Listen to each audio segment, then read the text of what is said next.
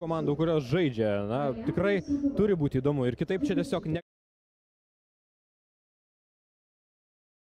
Link. Na, o aš galbūt iš karto nieko pernelyg ilgai nelaukęs pradėsiu jums vardinti komandų startinės sudėtis ir taip, pradėkime nuo Vilniaus Žalgirio komandos vartuose. Žinoma, kad Armantas Vitkauskas ir čia jokių staigmenų būtiniai pora, labiau už kairės 15 Semiras Kerla, labiau už dešinės 3 Georgas Freidgimas, kraštuose kairėje gynyboje 35 Egidijus Vaitkūnas. Tai kaip žaidėjai įmušė įvartį, bėga visų pirma pas trenerį, apsikabina su juo ir taip dalinasi tomis pozityviamis emocijomis. Taip, 3-1 su tokiu rezultatu Sūduva įveikė Bangą, tačiau nepaisant pačių labai didelė kažkokia našta, nes vis tik supranta galbūt ir klubo vadovai, kad Audrius Ramonas, na, kaip treneris tikrai nėra galbūt dar Žozė Mourinho. Vėlgi smagiai žaidžia Džiugas Bartkus, nerizikuoja gaudyti kamuolio, nusprendžia jau geriau sužaisti va taip, o čia atsikerta Žalgiris. Oi, klysta dabar gynėjas, Seržas iš karto į baudos aikštelę ir vas atgal, ar pavyks dabar Žalgiriui ištampyti gynybą dar kartą. Tiesiog į baudos aikštelę, Sūduvos tais aukštais kamuoliai Žalgirio.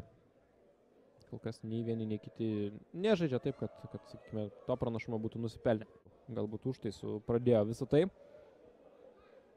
Ir manau tiesa vis ir galiai. Tikrai prideda nemažai. Marijampolės Sūduvos komandai. Ar galima sakyti daugiau kokybės, bet tikrai kažkokių tokių. Akis dega, visų žaidė, absoliučiai dega akis, labai daug noro ir dabar jo žaidimas ir vietoje pavojingos atakos toks kamuolio praradimas. Žalgiris vėl užsiema savo pozicijas, bet kol kas net tikrai atakoje įdomiau kartais Sūduva atrodo, dėl to, kad kontratakuoti visada yra lengviau nei pulti pozicinėme žaidime. Čia, kaip jau sakiau, aš iš tos pozicijos, iš kurios jums šias rungtynės komentuoju, nėra net menkiausios vilties tiksliai pasakyti. Ar nuo šalia būna, ar nebūna, taip kad tikrai net nespekuliuosiu tą temą. Manau, reikia pasitikėti teisėjais, kurie tikrai poziciją buvo užsiėmę gerą ir turėjo viską matyti tinkamai. Žalgirio aistruoliai pirotechniką taip pat naudoja, kaip ir Sūduvos, taip kaip pradėjo antrą kėlinį, tai manau tikrai savo progų turės. Tada jau klausimas bus vienas, ar tos progas pavyks kažkiek realizuoti ar ne. Čia labai stiprus per.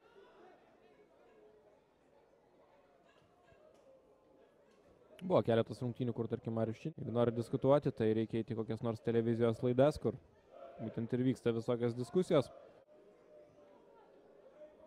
Udžia. Jo perdavimas į priekį, link Radzinė. Gerai trūksta.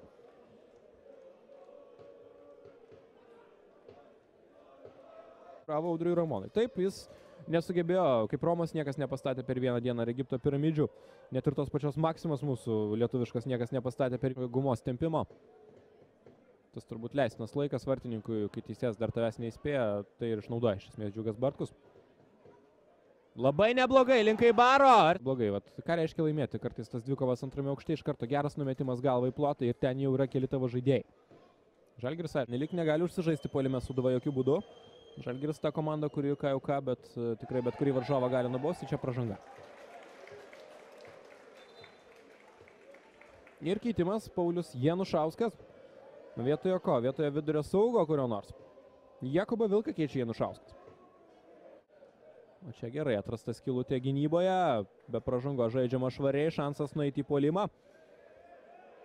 Svarbiausi visi rungtynių įvykiai dabar. Nes dabar jau padarius klaidą ištaisyti jos turbūt laiko tiesiog nebe. Dabar šiek tiek slysta, nepasiseka. Ir kamuolio nėra. Kuklys. Gražiai dabar klaidina savo varžovą. Tiesa paskui klaidinamas yra jau pats. Ir Sūduvos ataka.